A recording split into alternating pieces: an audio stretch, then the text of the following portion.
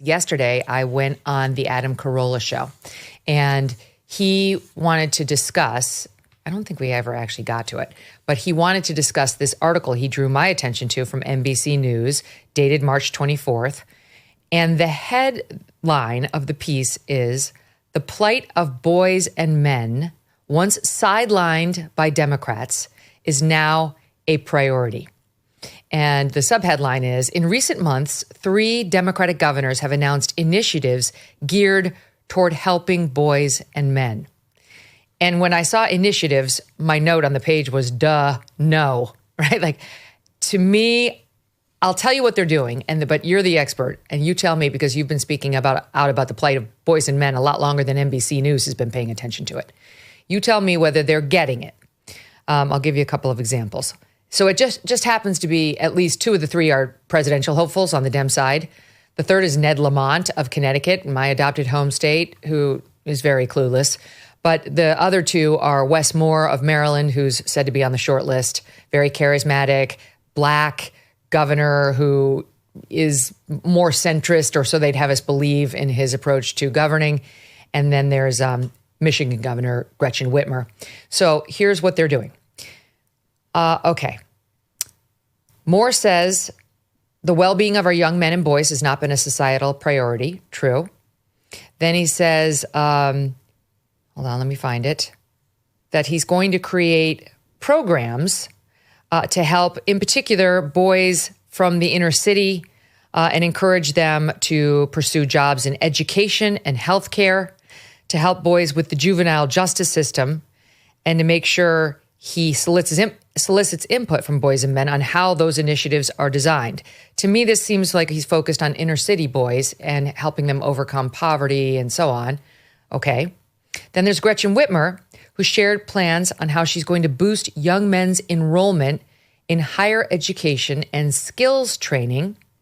And then there's Ned Lamont of Connecticut, who announced what he called a DEI initiative, which he thinks, quote, folks on both sides of the aisle may appreciate, to get more men into teaching.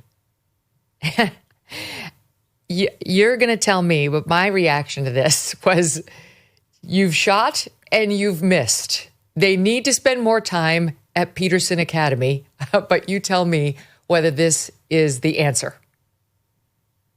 Well, it's a little late in the game to be concerned about the sorts of things that I would say the progressives have actually produced. I mean, we've had 4 generations, say 60 years at least, of targeted demoralization of young men and, well, men in general. Boys, young men, and men in general.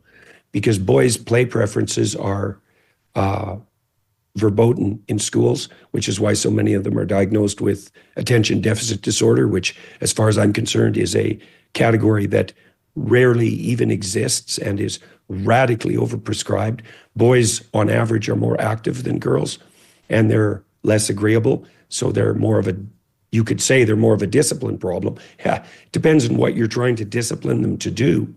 And so they're discriminated against as boys in the education system.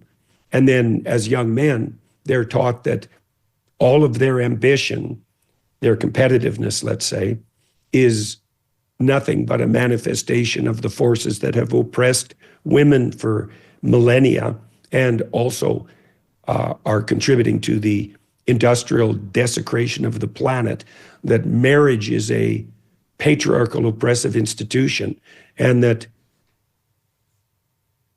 propagating the human race in general as a responsible man is the worst thing you can do for the future. I don't really see that a few scattered half-wit DEI programs aimed at rectifying the consequences of this idiot propagandizing are going to have the least bit of difference. They're certainly not going to get more men in the teaching system. That ship has sailed long ago. There is no faculty more corrupt than the faculties of education.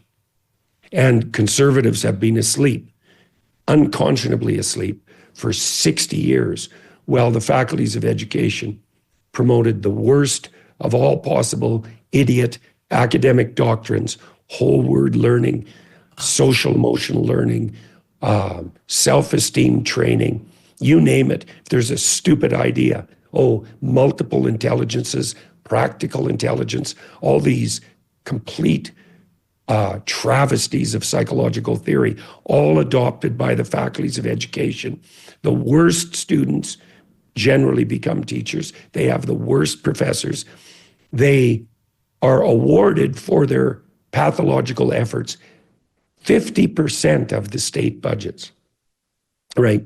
I don't know if you know that figure, but K through 12 education eats up 50% of the state's budgets. And it all goes to teachers who've come through the faculties of education because they have a hammerlock on certification, which the Republicans and the Conservatives are still not paying any attention to. And so you're not going to fix that problem. Well, first of all, the Democrats aren't interested in fixing it at all, because to call them in bed with the teachers' unions and the faculties of education is to say almost nothing about how deeply in bed they are. Now, the Democrats know perfectly well that they've lost the male vote, and certainly the young male vote. Young men are more conservative than any generation has been in the memorable past, in living memory, let's say. And that's going to happen with young women eventually too, because young women lag young men, right? Because young women like men that are about 5 years older, 4 years older on average. So comparing young men and young women at any given time with regards to their political beliefs isn't reasonable from a psychological perspective. So keep going. It's terrible. What's being done to young men is terrible. And we're seeing the results of that. Well, that's partly why they're turning so radically all across the world, by the way. Young men are becoming more conservative and more religious, interestingly enough. Yeah. So the Democrats are paying attention to this now because Trump won, because they ignored this group, more than ignored them. They disparaged them. They demeaned them. They ignored them. They were just completely undermining of any male empowerment whatsoever. To the contrary, they seemed determined to disempower them in every way, to make my sons and everyone else's pay some toll for the perceived sins, perceived by the left, of their great-great-grandfathers. And now they're panicked because they like winning elections. Go ahead. Well, post George Floyd, the big corporations decided that they were going to go all in on the DEI front, and they just stopped hiring or promoting young men, Caucasian men in particular. And so why your sons, for example, or my son for that matter, should be paying the price for whatever hypothetical sins his ancestors hypothetically committed is, well, that's all part of the leftist notion that people should be categorized by group, and that the way you attain equity in the equality of outcome in the current milieu is by being prejudiced against people in consequence of their race and gender. Yeah, well, thankfully, a lot of that's coming to an end, although let's make no mistake about it. It's not come to an end in the universities. I mean, right. That... Or K through 12. That's just done.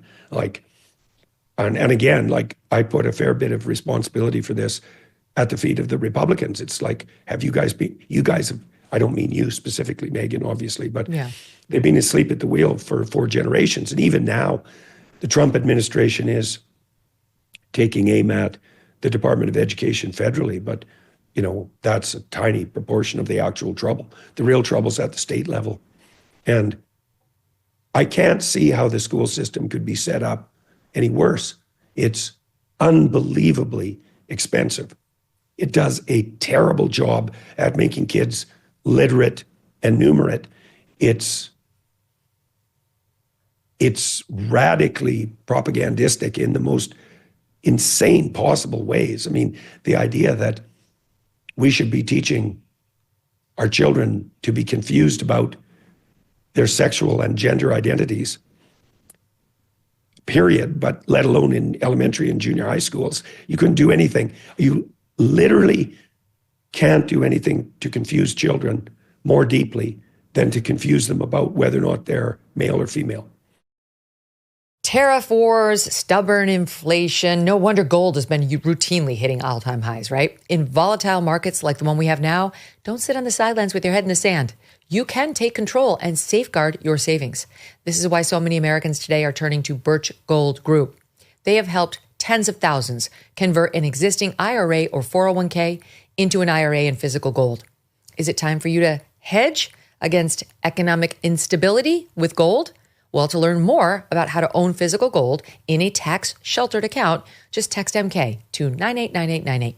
Birch Gold is going to send you a free, no-obligation info kit. Again, just text MK to the number 989898. Birch Gold's got an A-plus rating with the Better Business Bureau. That's big, A-plus. They've got countless of 5-star reviews, and they have helped too many to count protect their savings with gold. It took us decades to get into the tangled mess that we are now trying to unpack in DC. How long do you think it's going to take for us to really get out of it, and at what cost? Text MK to 989898 today. Thanks so much for watching. If you like what you just saw, hit the subscribe button for more clips and full episodes.